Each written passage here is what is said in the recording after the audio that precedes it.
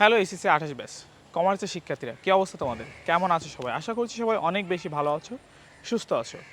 কমার্সের শিক্ষার্থীদের এইচএসসি লাইফের আগে এসএসসি লাইফে অনেক বেশি সহজ থাকে, পড়ালেখা সব কিছু সহজ থাকে। কিন্তু যখন আমরা এইচএসসি উঠি তখন কিন্তু আমাদের পড়ালেখাটা দেখা যায় আর্টসের থেকে একটু কঠিন হয়ে যায়। এবং আমরা যখন ভাবি যে আমরা বিশ্ববিদ্যালয়ে পড়বো, তখন আমাদের ভিতরে অনেকে আমাদের আশপাশ থেকে, বিশেষ করে আমি যদি আমার লাইফেও বলি, আমার বন্ধুবান্ধবরা আমি কমার্স নিছি বা বিজনেস স্টাডিজে পড়ি এজন্য অনেক টিটকারি করতো। তো সেই জায়গা থেকে তোমরাও এটা হয়তো অনেকেই ফেস করো যে কলেজগুলোতে হচ্ছে তোমার কমার্সের শিক্ষার্থী কম, সেই জায়গায় হচ্ছে তোমার আর্টসের বা সায়েন্সের শিক্ষার্থী যদি বেশি থাকে, তোমার হচ্ছে বিশেষ করে আর্টসের শিক্ষার্থীরা আমি দেখেছি আমার বন্ধুবান্ধব যারা ছিল টিটকারি করতো আমাকে যে আমি কমার্সে পড়তেছি, কারণ বা হচ্ছে আবার পচাইতো অনেকেই যে আমি আসলে বিশ্ববিদ্যালয়ে চান্স পাবো কিনা, কারণ তারা অনেক দ্রুত আগায় যাইতো। তো সেই জায়গা থেকে আমার মনে অনেক বেশি খারাপ লাগতো। কিন্তু পরবর্তীতে আস্তে আস্তে আমি নিজের মনোবলটাকে ধরে রেখে যখন আমি হচ্ছে ঢাকা ইউনিভার্সিটিতে চান্স পেলাম, আমার প্রিয় ক্যাম্পাস, এবং আমি বর্তমানে মহসিন হলে অবস্থান করছি, আমার একেবারে হোম, যেটা সেকেন্ড হোম বলতে পারো।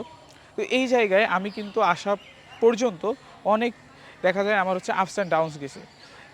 এরপরে যখন আমি বিবিএতে পড়া শুরু করছি, তখন আমার লাইফে মনে হয়েছে যে আসলে আমি কমার্স নিয়ে অনেক বেশি ভালো একটা কাজ করছি। পাশাপাশি বিবিএতে এসে আমার যখন টিচাররা শোনাইতো যে আমার জব অপরচুনিটিস বা এই জায়গাটা মোটামুটি অন্যদের থেকে ভালোই আছে, যেহেতু বাংলাদেশে অনেক বেশি কোম্পানি বা অন্যান্য হচ্ছে তোমার জব এরিয়াস আছে। তো সেই জায়গা থেকে নিজের ভিতরে একটা ভালো লাগা কাজ করতো। এখন তোমরা যখন এইচএসসিতে শুরু করবা, এইচএসসি 28, তোমাদের অনেকেই হচ্ছে এটা মাথার ভিতরে ঢুকাই দেবে যে তুই আগে কমার্স নিয়েছিস কিন্তু হচ্ছে কলেজ লাইফে গিয়ে তুই আর্টস নে।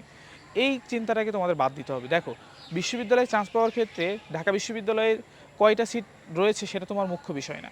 এই জন্য এইটা ভেবেই তোমাকে কমার্স থেকে তুমি আর্টসে চলে যাবা এরকমটা না, কারণ তোমার দরকার হচ্ছে একটা সিট, এবং তুমি কোন পজিশনে যেতে চাও এটা তোমার ডিফাইন করতে হবে।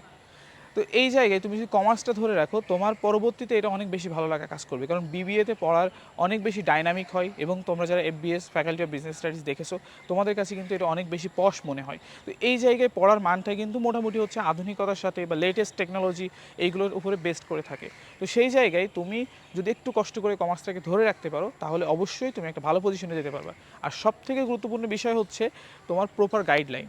প্রপার গাইডলাইন যদি পাও, তুমি যে কোনো বিভাগে হও না কেন, তুমি মানবিক অথবা তুমি বিজ্ঞান অথবা কমার্স, যে বিভাগেই হও না কেন, তুমি প্রত্যেকটা বিভাগেই ভালো করতে পারবে। এই জন্য একেবারে তোমার এইচএসসি লাইফের শুরু থেকেই একটা প্রপার গাইডলাইনের ভিতর দিয়ে যাইতে হবে, যাতে করে তুমি স্টেপ বাই স্টেপ এটার পরে একটার পরে আরেকটা কোনটা করবা সেটা তোমার ডিফাইন হয়ে যাবে। তো এই জিনিসগুলোকে যদি তুমি প্রথম থেকে মাথায় রাখতে পারো, তাহলে তুমি অন্যদের থেকে একটু বেশি ভালো করতে পারবা। তো এই জিনিসগুলোকে মাথায় রাখো, কোনো বিভাগই কঠিন না, এবং কোনো বিভাগই তোমাকে ওইভাবে প্যারা দিবে না তুমি যদি হচ্ছে পূর্ণাঙ্গ প্রিপারেশন রাখো। তো তোমাদের সবার জন্য শুভকামনা। এইচএসসি 28 তোমাদের সাথে আমাদের জার্নি খুব শীঘ্রই শুরু হবে। এখনই দ্রুত ভর্তি হয়ে যাও আমাদের একাডেমিক টু অ্যাডমিশন কোর্সে।